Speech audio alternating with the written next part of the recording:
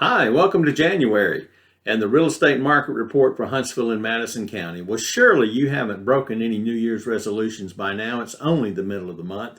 This month, we're going to take a look at the top real estate story for 2022, and we're going to take a look at what interest rates are going to do for 2023. It's the big question. What are mortgage rates going to do this year? Let's take a look.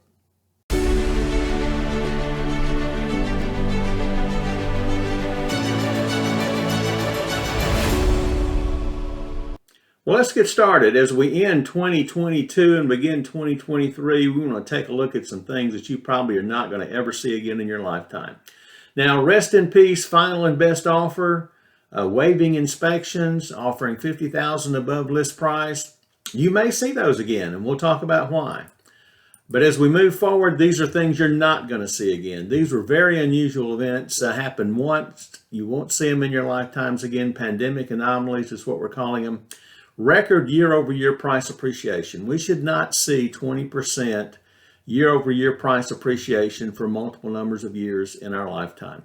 Record low mortgage rates. We're not going to see 2% mortgages again in our lifetime. If you're waiting for those, you're never going to see them. 3%, no. We should settle somewhere in the fives, as we're going to look at here just shortly. And record low inventory. Hopefully we'll never be in that position again. We've talked about before why inventory channels are strained right now. We still have lower than average inventory, but it is increasing, as we'll look at here shortly. The big story for 2022, as you know, was mortgage rates. And this chart, this is something also that has never happened before. Mortgage rates doubled in 1 year. So at the end of 21, we were in the high twos, low threes. 22, we went all the way up to almost 7% in interest rates, and this really put a crash on the demand for housing. It really hurt the millennial group, which is the demographic population that's putting a strong pressure on housing demand.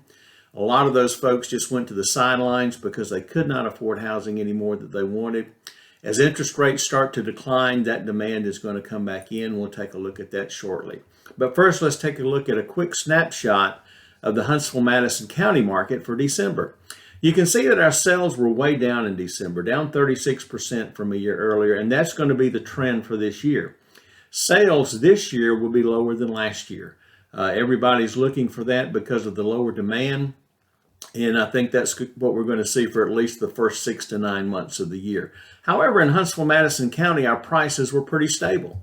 As a matter of fact, year-over-year prices were up about 6%. We'll take a look in a moment where prices have been for the year so far, but our prices are not crashing, and we do not anticipate a crash in housing prices because as soon as these rates start to decline a little bit, we're going to bring back in quite a bit of demand.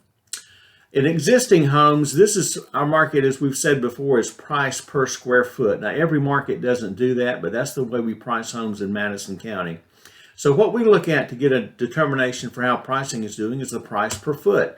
And these are existing homes, not new construction. But you can see that they've been pretty stable. We started out the year at 156 per foot, ended up the year at 162. From the peak of 169, pricing per foot is down about 4 or 5%. So it is down a little bit as the market has slowed, but it's not a crash and it's not significant. We're going to spend most of this report on mortgage rates because that's the number one question that I get is what do I anticipate mortgage rates doing in 23? We're going to give you some history and take a look at where we are and make some projections on where we're going. This is a remarkable relationship between the 30-year mortgage rate and the 10-year Treasury yield. This is the last 50 years, and if you don't have access to daily mortgage rates or weekly mortgage rates, if you want just an indication of the direction of mortgage rates, just look at the 10-year Treasury yield. The 10-year Treasury note has always tracked mortgage rates, and there's normally a delta of about 1.7%. Usually mortgage rates are about 1.7% higher than the 10-year Treasury note. But now what you can see here is we have created a larger delta than normal. People are wondering, why aren't mortgage rates back in the fives? Well, before the pandemic, we had that 1.79% delta, mortgage rates 5.28%. Currently, you can see the delta between the Treasury bill and the mortgage rates is 2.79%. That is a risk premium. That's put in by the mortgage companies. Remember, historically, mortgage rates are going to peak before the Federal Reserve stops raising the Fed funds rate. So if we anticipate the Federal Reserve to stop raising interest rates sometime this year, then mortgage rates have probably peaked or will peak very soon. This is what we're talking about as far as a risk premium. When mortgage companies are unsure about the future, they add a risk premium to mortgage rates. And you can see that at the beginning of the year, we were within our parameters. As a matter of fact, last year, we had a very small risk premium or no risk premium as we were in mortgage rates in the high 2s and the low 3s. But when the Fed started raising interest rates instead of keeping them stable, you can see that the risk premium started to increase. When they went to 75 basis points instead of 50, you can see that it really shot up. And the risk premium, as you can see, at one point exceeded 3.2%. That's when we believe mortgage rates peaked back in November of last year. But now, as the Federal Reserve have started to make some indications that they're closer to the end of raising rates than the beginning, you can see the mortgage companies have started to decrease their risk premium. But we still have a 1% risk premium in interest rates, and that's why the mortgage rates are in the 6s and not the 5s. Upcoming months, we should see a return of buyers, according to the chief economist at NAR, as mortgage rates appear to already have peaked and have been coming down since mid-November. We're going to talk just a second about home price updates because, as you can see, the forecasts for 23 are pretty steady, a high of 5.4% appreciation to a low of minus 5% appreciation. And it's just interesting to point out this particular group, the Zelman Group, has been negative for years, that they have missed the boom in real estate. But if they stay with that negative prediction, they might get there sometime. But if you take out the highs and the lows, the anomalies, then you're looking at somewhere around a plus 2, minus 2% for 23. So a pretty stable year for home prices, considering the environment that we're just coming out of as far as interest rates are concerned. But again, I think it's important to point out two things that some people might be waiting for, which they're not going to see, is a crash in real estate prices, especially in the Madison County market, and then interest rates back down in the 2 or 3% level. That's just not going to occur. This is an interesting chart talking about appreciation of homes pre-pandemic and post-pandemic. You can see kind of the average. We expect 3, 4, 5% a year appreciation. That's normal real estate appreciation. But during the pandemic, that 2.5 years, we had an almost 40% appreciation, and we're not going to see that again. We are going to see an increase in demand as we go forward. We'll talk about shortly. But should not see those 20+% year-over-year price appreciation in real estate pricing. This is an early indicator of what we look at to determine if our market is strong or weak or getting soft or getting stronger.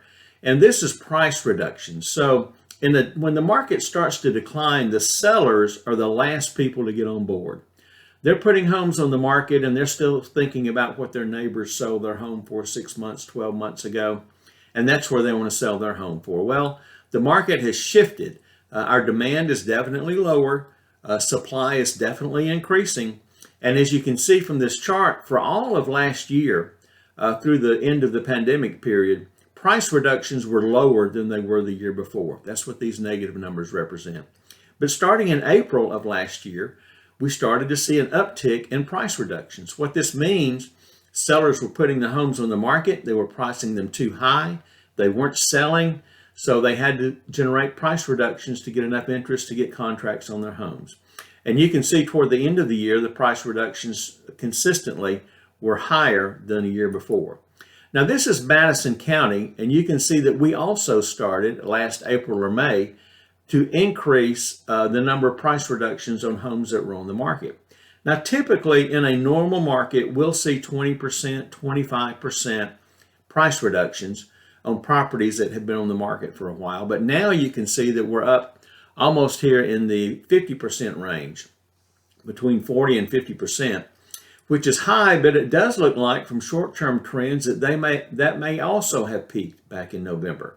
So as sellers get more in tune with the current market, as the realtors do more education on how the market is shifting and how you need to price your home better, more accurate these days than you were a year or two ago, we should start to see a reduction in these price decreases, which would be an early indication that our market is strengthening up and getting a little bit stronger. Our inventory, as we mentioned earlier, has been increasing steadily toward all the last year. So it started, bottomed out, looks like in March or April of last year, and we've been on a steady increase since then.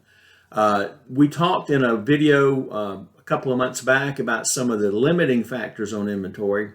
Number one, how builders are not building spec homes. They're now going back to pre-sales.